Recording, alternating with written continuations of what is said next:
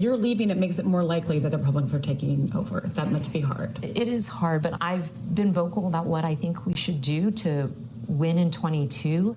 Allow members to represent the districts that they have. I don't want to hand this country over to a party that has become more of a cult of personality and is focused on dismantling democracy. I also don't want to hand my party over to the faction that is trying to dismantle capitalism. Democratic Congresswoman Stephanie Murphy of Florida speaking on a new episode of Showtime's The Circus with Jen Palmieri about the issues plaguing her party ahead of November's midterm elections and why she has decided not to seek re-election. She's concerned the far left of the party is opening them up to being branded socialists. There's also the issue of crime. Some cities controlled by Democrats have DAs who won't prosecute certain offenses. There's also an assault on free speech from the left that's hurting the party. And the party is chasing after the GOP's Own the Lib legislation rather than focusing on their own story of accomplishments. It's still about the economy. New polling shows rising prices is most important for voters across the political spectrum. And right now, Democrats are the ones who control Washington, D.C. Here to discuss this all, former mayor of New York City, Bill de Blasio, joins us, the host of MSNBC's Politics Nation, president of the National Action Network, Reverend Al Sharpton, creator, executive producer, and co-host of The Circus on Showtime, Mark McKinnon is back with us. It's so good to see you. Literally, it's been years. It has been. Since pre-COVID. You still got the hat, looking good. And Lauren Leader's with us. She's the co-founder and CEO of All In Together, a nonpartisan women's civic and political organization. Lauren, you have some polls. The top issues for the midterm elections. For Democrats, what are they? What did you find? Prices, the economy, the economy, the economy. I mean, it trumps every other issue, and it trumps it not just for Democrats, for Republicans, for voters of color, really right across the board. And it's not even close. By double digits, it's the most important issue. And you break it down between men and women. How well is the economy working for you? This is interesting. Women, particularly, the economy is not working well for them. 58% of women say that the economy is personally not working well for them, that they are worried about the impact of prices on their ability to support their families, to pay for basic necessities. And what's really interesting about these polls is that voters are pretty evenly split about who they blame. Republicans and Democrats, do you blame equally Joe Biden and the Democrats and Donald Trump? But it begs the question, how are Democrats going to address this going into this incredibly tight midterm? The tendency is to blame the party in power. So why I bring up women in this big number of not happy, Reverend Al, is because who ends up saving the Democrats? Who ends up saving the country if you believe Trump was a threat? But women, right? Absolutely right. Any data shows that in the voting. Saw it in Virginia, in Georgia, everywhere. And I think that this is very concerning. And I did not see the poll until she came out with it, but I get it every day on my talk radio show and National Action Network chapters. We just had our convention, thousands there. They are totally demoralized around the country. You have to turn people on to turn people out, and they're not turned on. And I think that the left and the right are misreading the people. People on the left underestimate how people are reacting to crime, public safety, and people that are moderate in the party are underestimating criminal justice reform, where people feel the pinch of people that they feel are incarcerated unfairly or police that are out of bounds. And they're not talking to what people want to hear. It's like answering the phone when it's not ringing. They call you crazy. Barack Obama, Mark McKinnon said, just tell the story. And there is a story to tell, but even Joe Biden at this moment, but some would argue, of great leadership on the international world stage, not resonating in the polls. Well, it's tough when you've got inflation and everything. You have these great jobs reports. And the problem is that, most people have a job, that want a job. And so that's part of the story that Democrats need to tell, is that you have to say the reason we have inflation is we fought COVID, the surge is down, jobs are up, And that's the reason that we've got the prices are up, and that's just one of the consequences of the good news. Yeah, so former New York City Mayor Bill de Blasio has been watching this, and I wonder what you think Democrats should do moving forward. And I'll suggest a worry that I have.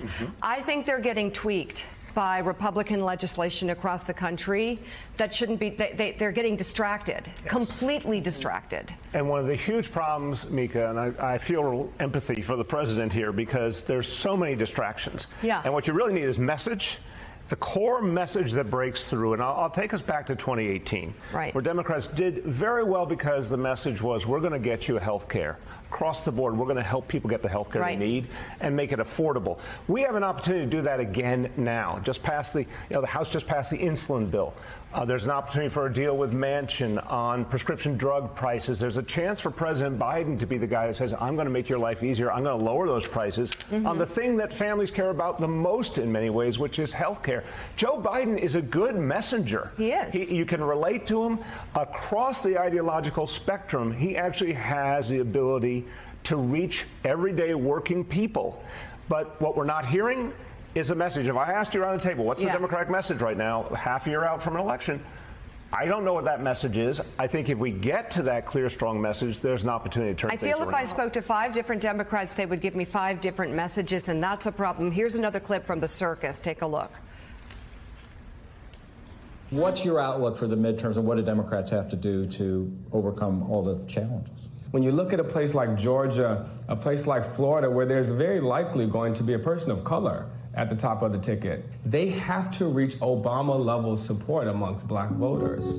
And so when we start to see that approval rating drop to 73, 72% amongst black voters, I could tell you right now, any Democrat running statewide in 2022 that has 73% of the black vote has lost. Really?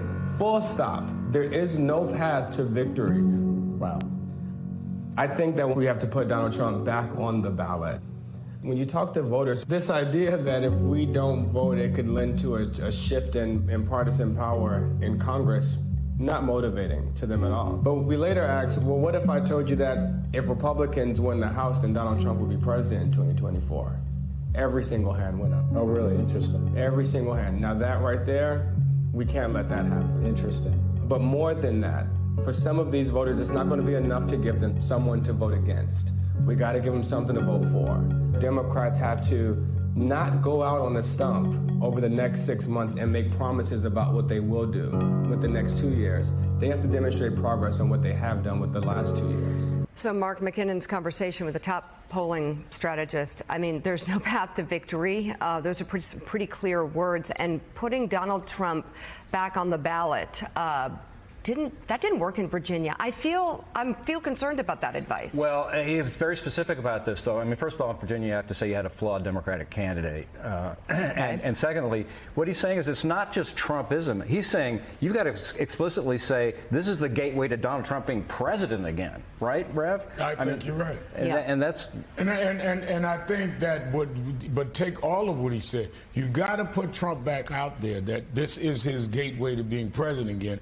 But you also have to say, and we have done these things and will do these things. When you talk to black voters, we did not get the John Lewis bill passed. We did not get the George Floyd justice bill passed. But what did we do? Well, Biden put more blacks on the federal courts than all presidents combined. Nobody knows that. You've got to put your message out there and what we've done, why it makes a difference, what it means to you at home, not the Washington Beltway crowd. And the threat of that is that Trump will take us all the way back. It must be both and it can't be either. I want to bring Joe back into the conversation because, Joe, as I said before, I feel like if I ask 5 different top Dems what the message is, I'll get 5 different stories. What should the Democratic message be?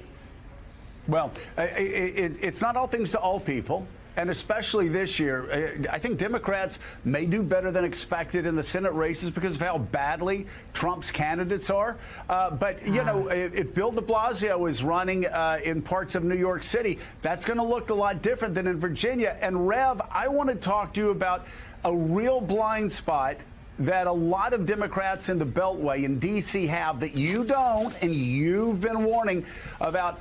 But let's just say it right here, and let me say it slowly for my Democratic friends in Washington, D.C. Black voters are more conservative than you are.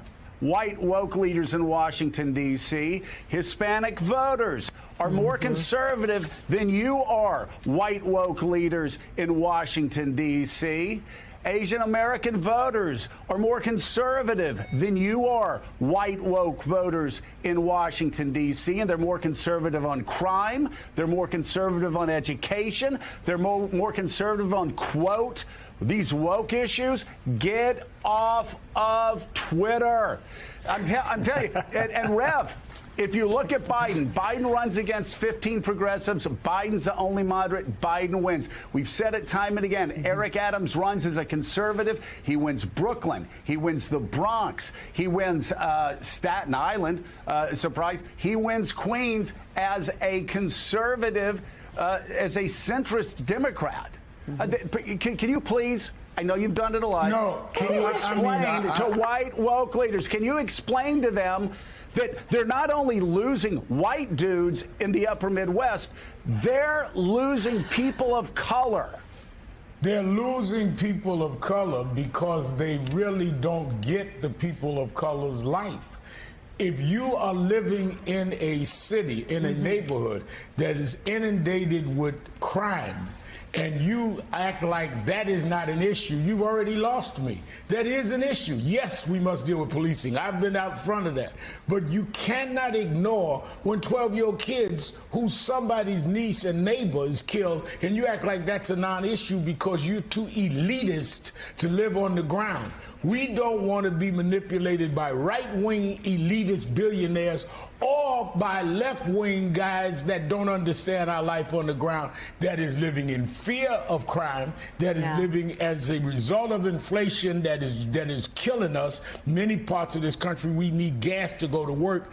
These beltway elitists, these limousine liberals here in New York, don't live in the real world, and blacks have to, and browns have to deal with the real world every day, and we don't sit in crowded subways reading left-wing or right-wing propaganda. Right, but hey, thanks so much for watching our YouTube channel. You can follow up on today's top stories and breaking news, or catch up on your favorite MSNBC shows all in one place. Download the NBC News app today.